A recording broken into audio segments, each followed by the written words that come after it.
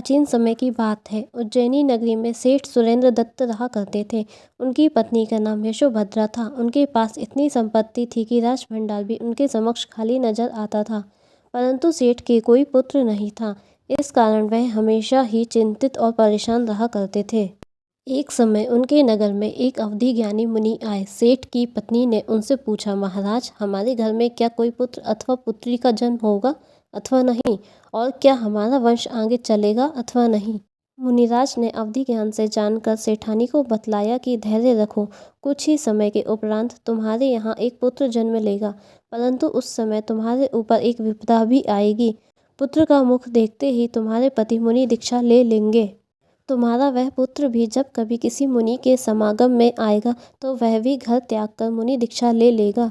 यह सुनकर सेठानी को अत्यंत प्रसन्नता हुई और साथ ही चिंता और भय भी सताने लगा। कुछ ही दिनों के उपरांत यशोभद्रा गर्भवती हुई। उन्होंने अपने गर्भ की बात किसी को ज्ञात नहीं होने दी। वह घर के एक कोने में बैठी रहती और अपने पति से भी इस प्रकार बातें करती थी कि कहीं उनको गर्भ की बात पता ना चल जाए। 9 माह व्यतीत होने के उपरांत उसने अपने दिव्य भूमिगृह जमीन के अंदर के घर में एक देदीप्यमान भाग्यशाली पुत्र को जन्म दिया। सेठानी ने पुत्र होने की बात भी किसी को नहीं बताई। उनकी एक विश्वासी नौकरानी ही सारी देखरेख करती थी। एक दिन जब वह नौकरानी सेठानी के प्रसूति वस्त्रों को धोने के लिए जलाशय पर गई थी, तब एक ब्राह्मण ने उसे ऐसा करते हुए देख लिया। उसने विचार किया कि यदि सेठ जी को पुत्र रत्न प्राप्त होने की बधाई दी जाएगी तो उसे काफ़ी धन प्राप्त होगा। ऐसा सोचकर उस ब्राह्मण ने सेठ को बधाई देते हुए कहा कि आपके महान पुण्योदय के कारण आपको पुत्र रत्न की प्राप्ति हुई है, कृपया मेरी बधाई स्वीकार करें। ब्राह्मण के मुँह से यह शुभ समाचार सुन सेठ जी को अत्यंत प्रसन्नता हुई। उन्होंने उस ब्राह्मण को काफ़ी धन दिया और सेठानी के पास जाकर पुत्र के मुख को देखा। पुत्र का मुख देखने के पश्चात सेठ जी को अचानक वैराग्य उत्पन्न हो गया। उन्होंने मन में विचार किया कि धन्य लक्ष्मी सड़े हुए तृण के समान है, और ऐसा सोचते हुए उन्होंने उसी समय वन में जाने की ठान ली। सेठ जी ने समस्त संपदा को छोड़कर वन की ओर प्रस्थान किया तथा मुनि दीक्षा ग्रहण की। इस प्रकार सेठानी को सुख के साथ ही दुख की घड़ी भी देखनी पड़ी।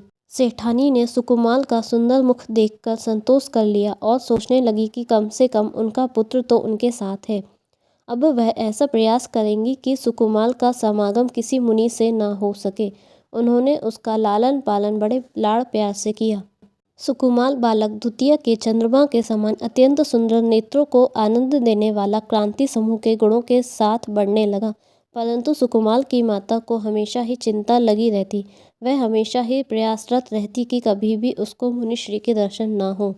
सेठानी ने उसके खेलने की समस्त व्यवस्था घर पर ही कर दी थी। जब सुकुमाल यौवन की दहलीज पर पहुंचा तो सेठानी ने उसका विवाह कर दिया।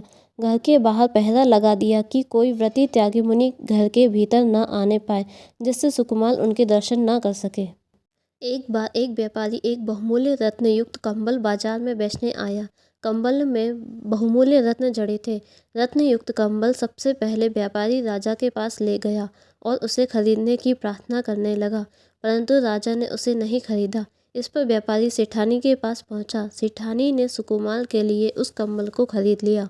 सुकुमाल का शरीर बहुत ही कोमल था, अतः जब उन्होंने उस कंबल को ओढ़ा तो रत्न उनके चुभने लगे। इस पर उन्होंने कंबल हटा दिया। इस पर सेठानी ने उस कंबल की जूतियाँ बनवाकर सुकुमाल की पत्नी को दे दी। एक बार एक जूती को एक चील उठा ले गई और उसे राजा के घर गिरा दिया। राजा ने बहुमूल्य रत्न युक्त जूती को देखकर आश्चर्य किया कि उसके राज्य में ऐसा कौन धनिक है जो रत्न युक्त जूतियाँ पहनता है। राजा पता लगाकर सुकुमाल से मिलने स्वयं आया। सेठानी ने अपने भवन में राजा को आता देख बड़े समारोह पूर्वक उनका स्वागत किया। राजा ने सुंदर युवक सुकुमाल को देखकर बड़ी प्रसन्नता पूर्वक उससे अपने साथ बिठा लिया। सेठानी ने राजा की दीपक से आरती की और उस पर मांगलिक सरसों बरसाई। दीपक का प्रकाश निकट देखकर सुकुमाल के नेत्रों से पानी आ गया और आसन पर पड़ी सरसों उसके चुभने लगी, जिससे वह इधर उधर हिलने लगे। राजा ने इसका कारण सेठानी से पूछा। सेठानी ने उत्तर दिया कि सुकुमाल का पालन पोषण रत्न आदि के शीतल प्रकाश में हुआ है। दीपक के उष्ण प्रकाश से इसके नेत्रों में जल आ गया है तथा कुर्सी पर पड़ी सरसों इसको चुभ रही है। इसका कारण यह आसन बदल रहा है। राजा यह सुनकर तथा सुकुमाल की कोमलता की बातें सुनकर आश्चर्यचकित हो गया। एक बार गणधराचार्य, जो सुकुमाल के मामा थे और अवधि ज्ञानी थे, विहार करते उज्जैनी आए और सुकुमाल के भवन के पास एक बाग में ठहर गए। अवधि ज्ञान से उन्होंने सुकुमाल की आयु अत्यंत अल्प जानकर रात्रि के शांत वातावरण के समय उन्होंने संसार की दशा का वर्णन उच्च एवं मीठे स्वर में करना आरंभ कर दिया। संसार की दशा का वर्णन सुनते ही सुकुमाल को जाति स्मरण हो गया। उन्हें अपने पूर्व भवों की घटनाओं का ज्ञान हो गया और वैराग्य भाव धारण कर विरक्त मन से सोचा कि यह संसार दुखों की खान है, इसमें किंचित सुख नहीं है। ऐसा सोचकर निर्णय किया कि प्रातः होते ही मुनि दीक्षा ग्रहण कर लूँगा। उन्होंने पगड़ी आदि कपड़ों को जोड़कर एक लंबा रस्सा बनाया और अपने कमरे की खिड़की में बांधकर उसके सहारे भवन के पीछे की ओर उतरकर सीधे गुणधराचार्य के पास पहुंच गए। गुणधराचार्य ने कहा, वत्स, तेरी आयु केवल 3 दिन ही शेष है, अतः शीघ्र ही अपना कल्याण करो। गुणधराचार्य की बात सुनकर सुकुमाल ने अपने शरीर के समस्त आभूषण आदि वहीं उतारकर मुनि दीक्षा ग्रहण कर ली। वन में जाकर तल्लीन होकर तपस्या करने लगे। सुकुमाल के कोमल शरीर में वहां पड़ी हुई कंकड़ियां चुभने लगी और पैरों से खून की धारा बहने लगी, किंतु इन्होंने इस पर कोई ध्यान नहीं दिया। वे तल्लीनता से तपश्चरण में लगे रहे। एक गीदड़ी अपने बच्चों के साथ भोजन की तलाश में उस जंगल से जा रही थी। उसने खून की बूंदों को चाटते हुए आगे बढ़ना शुरू किया और अंत में वह सुकुमाल मुनि के निकट पहुंच गई।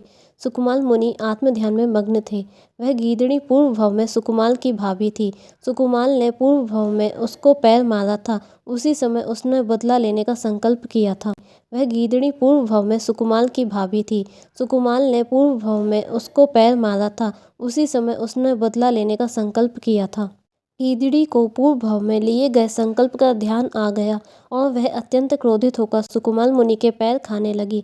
उसके बच्चे भी सुकुमाल मुनि का पैर खाते रहे। सुकुमाल मुनि आत्म ध्यान में इतने मग्न थे कि उन्हें इस बाध्य क्रिया का कोई आभास नहीं हुआ। 3 दिन के बाद वह अपने मानव शरीर को त्याग कर 16वें स्वर्ग में जा पहुँचे।